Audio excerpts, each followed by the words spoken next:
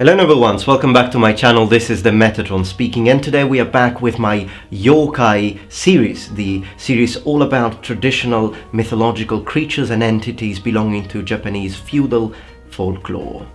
Please keep in mind that this is the fourth installment of this series. If you haven't watched the other ones, please check the links in the description. And as we always do in this series, I have chosen 5 different mysterious yokai to talk about.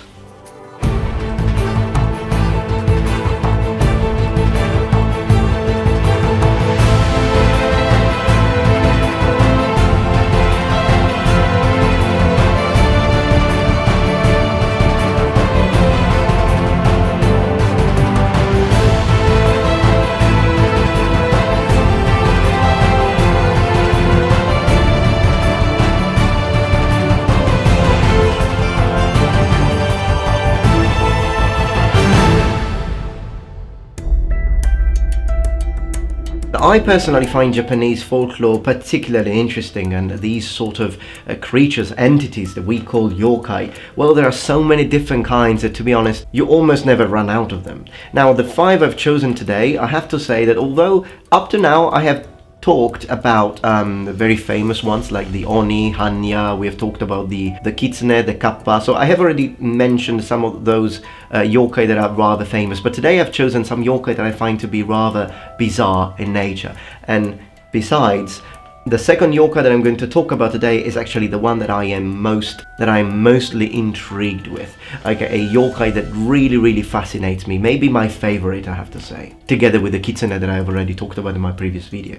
Now, as we always do with these videos, I like always following a certain structured pattern. So the first yokai will be one belonging to the sort of Onna, kind of strange women spirits in Japanese mythology and folklore. And in previous installments, in previous episodes, we have talked about the Yuki Onna, we've talked about the Ame Onna, and today we will choose another one. Before starting, I'd like to take a brief moment to thank all my Patreons, because it is because of Patreon supports that I can continue this series, and also for all the series that I do, so whether it be medieval historical warfare, Japanese warfare, language videos, video game historical evaluations, and I thank you for both your time, your support, and the donations for those of you who donate.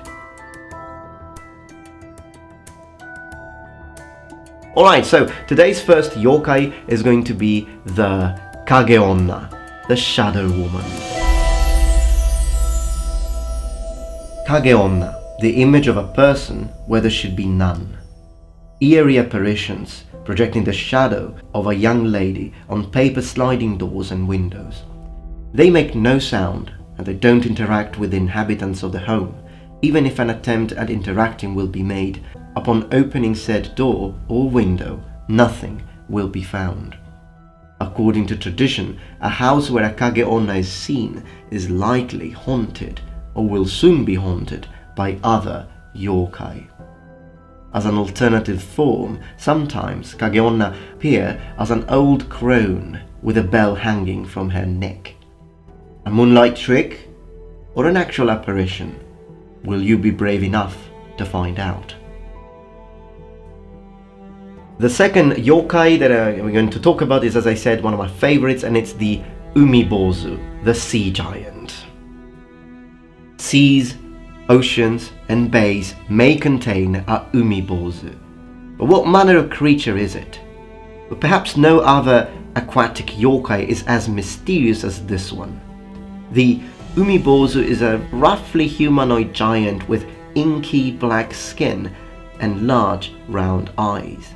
Its head is round and smooth, the body's nude, and its size varies from somewhat larger than a ship to an unimaginable size, so big that only the entity's face is visible above the water. In all cases, their true form is unknown, as they are only ever seen from the shoulders up.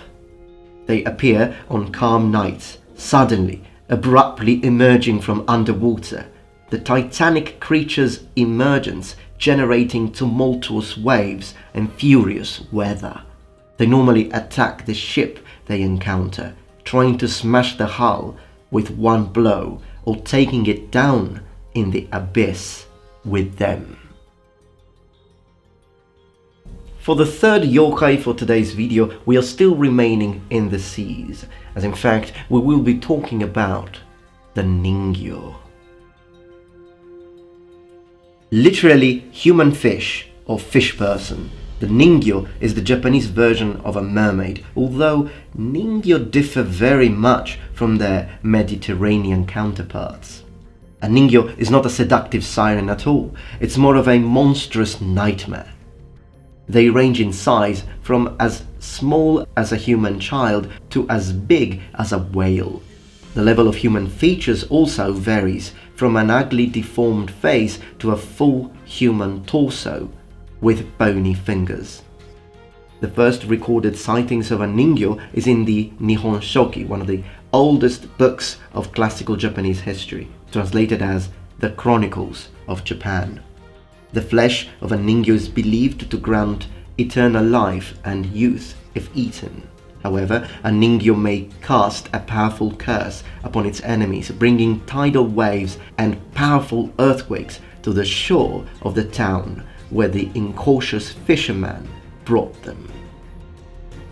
Now, shifting back to the realm of ghosts and ghostly apparition, the next yokai for today is the Zashiki Warashi. Well, first of all, what is a zashiki? Well, a zashiki is a kind of sitting room covered in tatami mats, typical of Japanese houses. The Zashiki Warashi is a spirit or a ghost inhabiting such rooms, haunting such rooms. They appear as vague children. They can be both boy or girl, and they tend to be well groomed, wearing traditional kimono or children warriors costumes and such. Girls tend to have long tied back hair, while boys have short bobbed hair. Direct sightings of these ghosts are rare, so they usually show their presence through pranks, such as leaving a trail of children's footprints going through ashes or soup powder. They are considered gods of luck, and they bring fortune or great fortune to the houses they haunt.